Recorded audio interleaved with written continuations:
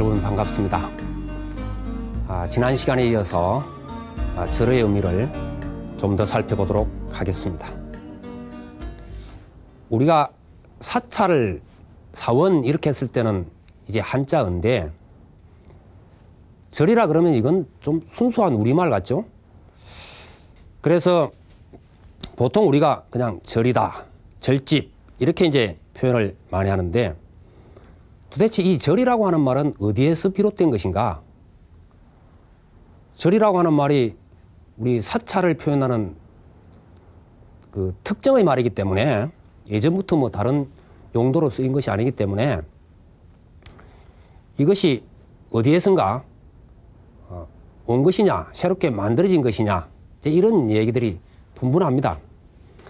지금까지 보통 이야기되는 부분들을 살펴보면은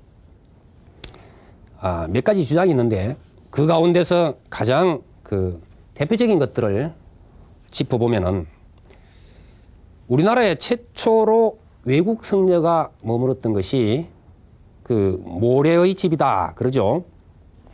이 모래가 한자인데 우리가 기록상으로는 모래라고 이렇게 되어 있지만은 이 모래가 그 당시의 순수한 표현으로는 신라 때 이때의 표현으로는 틀레였을 것이다. 그렇게 이야기를 해요. 그러면 틀레라고 하는 말 가운데서 이것은 빠져나가고 틀에서 덜, 예폭이죠. 덜에서 절로 되었다. 이렇게 추측하는 경우가 있습니다. 이건 어디까지나 추측입니다. 이렇게 기록이 나와 있는 곳은 없어요. 추측을 그렇게 해본 겁니다. 그래서 지금 경북 선산 땅에 모래내 집에 소위 묵호자 스님이 오셔서 머물었다. 그래서 거기에서 불교가 시작된 것 아니냐. 요즘 말로 하자면은 최초의 포교당과 같은 곳이 아니겠느냐. 그것을 이야기해서 절이라고 하게 되었다. 이렇게 이야기를 합니다.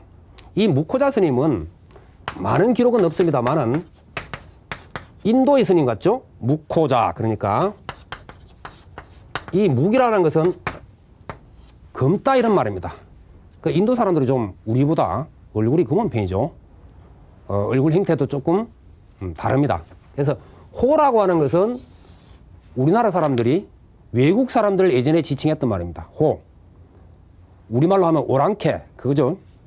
그래서 묵호자 스님을 우리말로 풀어보면은 시커먼 오랑캐 사람. 이런 말이 됩니다. 그러니까 이 묵호자 스님이 아마 당신의 원래의 본명이 있었을 겁니다.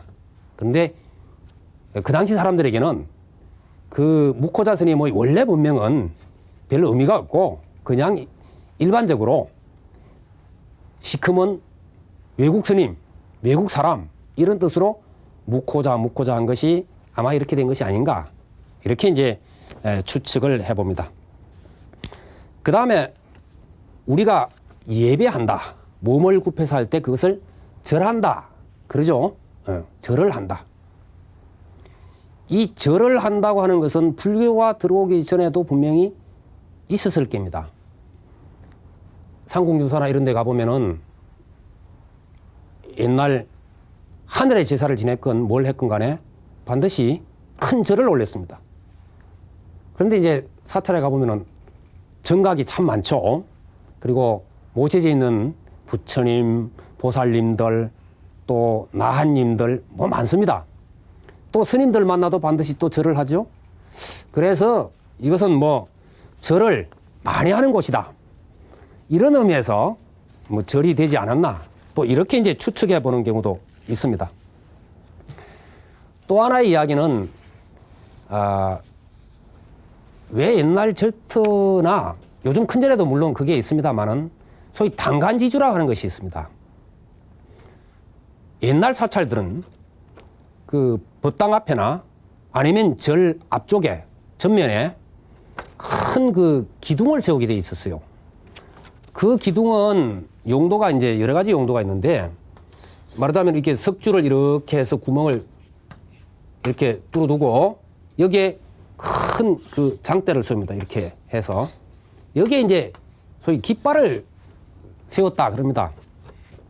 이 깃발은 예전의 어떤 사용 용도로 보면은 여기에는 아주 큰 훌륭한 선지식이 계시는 곳이다. 말하자면은 큰 스님이 법을 펼치시는 곳이다. 이러한 용처가 있고 또 하나는 우리가 무슨 종 그렇게 이야기하죠. 우리나라에도 지금 조계종, 천태종, 뭐 태고종 이렇게 이야기를 하지 않습니까? 이것이 예전에는 그 종의 성격이 분명합니다. 화엄종 그러면 화엄경을 주로 연구하고 공부하는 곳입니다. 천태종 그러면은 법화경을 가지고 혹은 천태학을 가지고 공부를 했던 곳입니다. 그래서 깃발을 달리했다 그래요. 그래서 깃발만 보면은 이 도량은 어떤 도량이다. 아니면 이 도량에는 훌륭한 스님이 계신다. 이제 이런 것을 표현했다고 그럽니다. 이걸 찰간 그렇게 표현합니다. 네, 찰간 깃대라는 뜻입니다. 네, 장대 혹은 깃대, 찰간.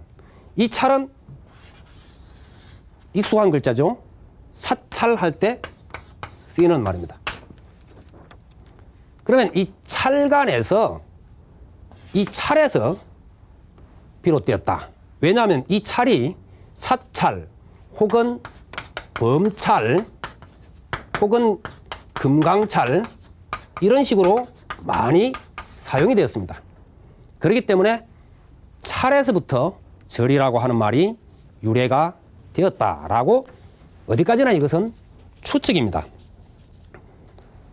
딱 이렇게 이것은 이렇다라고 해서 전문적으로 논리적으로 또 근거를 대면서 정리가 되어 있는 그러한 곳이 없습니다. 그래서 이러한 것들을 우리가 살펴서 보자면은 결국은 이 절이라는 것이 말하자면 절을 많이 하는 곳 혹은 큰 스님이 계시는 곳 거기에 가서 수도를 하는 곳 이런 의미로 된 것이 아닌가 이렇게 봅니다. 아무튼 보통 우리가 하는 얘기로 절에 가서 절을 많이 하면은 모든 것이 저절로 잘 이루어진다. 이 우스갯말이죠.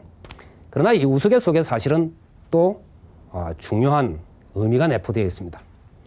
우리가 절을 많이 하는 것은 나중에 예법이라든지 이럴 때 좀 더 자세히 살펴보겠습니다만은 자기 스스로를 가장 낮추는 것이죠.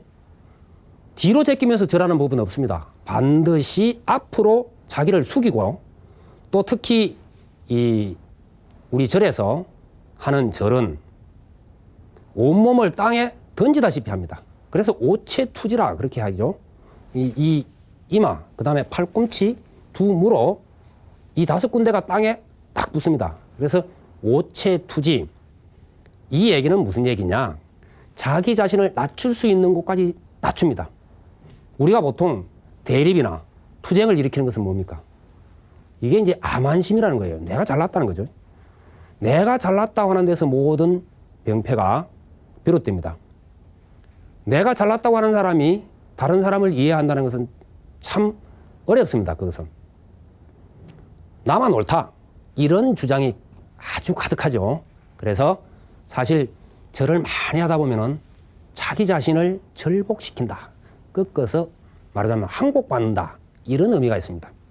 그래서 참 108배를 한다든지 혹은 1000배를 한다든지 또 3000배를 한다든지 이렇게 이제 절을 많이 함으로 해서 자기 자신의 암환심, 거짓된 환영 이런 것을 항복받고 결국 자기 스스로를 다스릴 수 있는 그런 사람으로 돌아간다.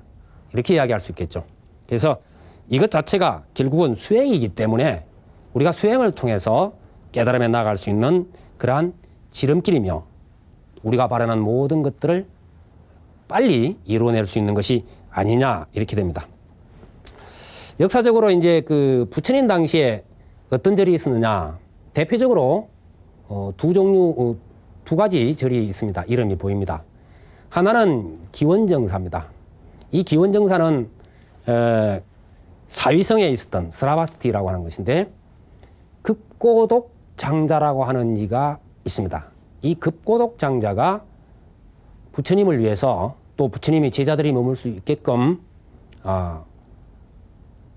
지어드린 그런 곳입니다. 그래서 기수급고독 이렇게 나옵니다. 금강경에는 이 기수라고 하는 것은 기타 태자의 숲이고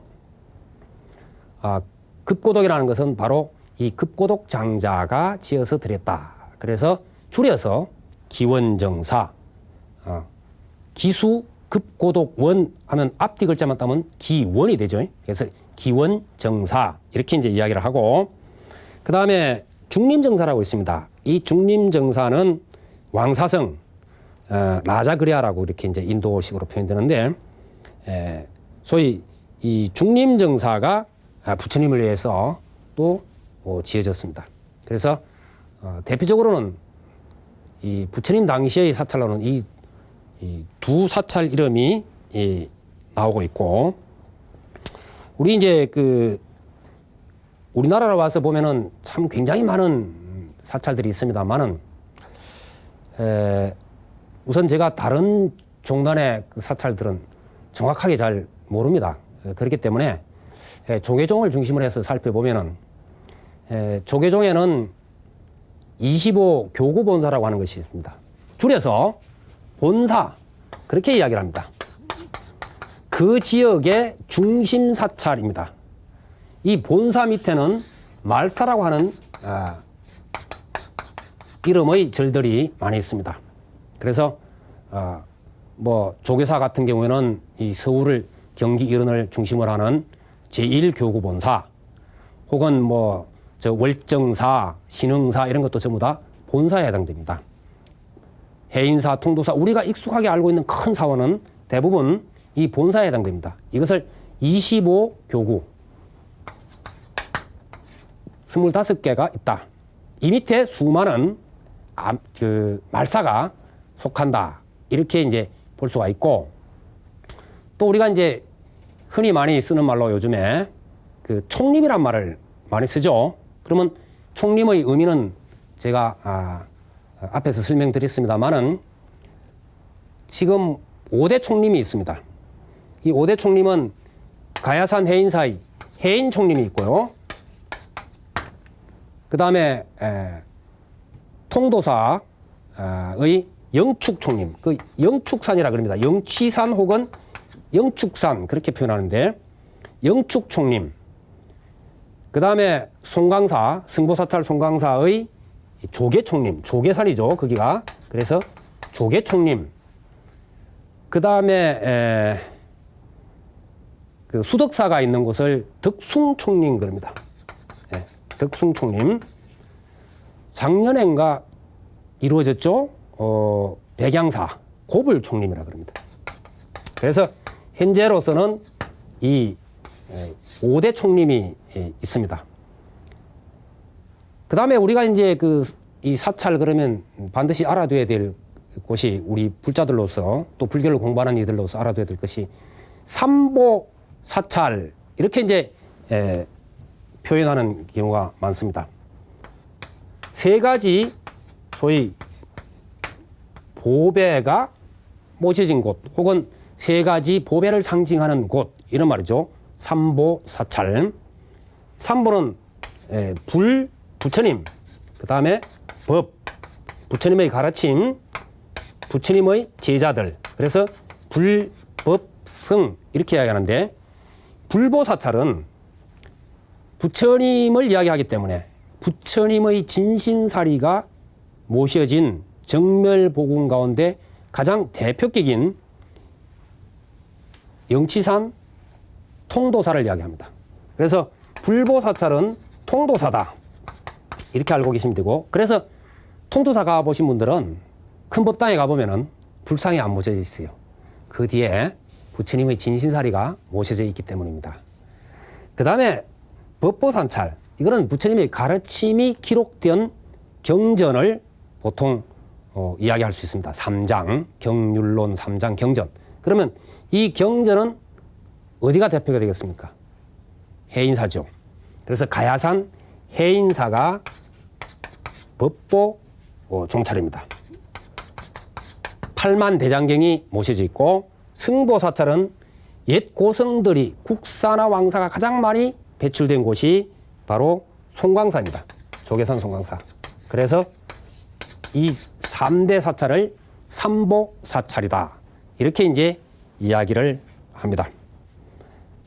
우리가 이 절에 가서 결국 이러한 의미들을 하나하나 접근해 봄으로 해서 그 사찰이 지닌 깊은 뜻 그리고 그 상징성을 우리가 잘 접근해 봄으로 해서 역시 그 속에서도 부처님의 가르침을 자기 것으로 할 수 있다 하는 것을 알 수가 있을 것입니다. 그래서 여러분들께서 사찰에 가시면은 바로 저와 같은 것을 참고로 해서 하나하나 이렇게 밟아가면은 많은 것을 깨달을 수 있고 느낄 수가 있을 겁니다. 여기서 마무리 짓겠습니다. 성불하십시오.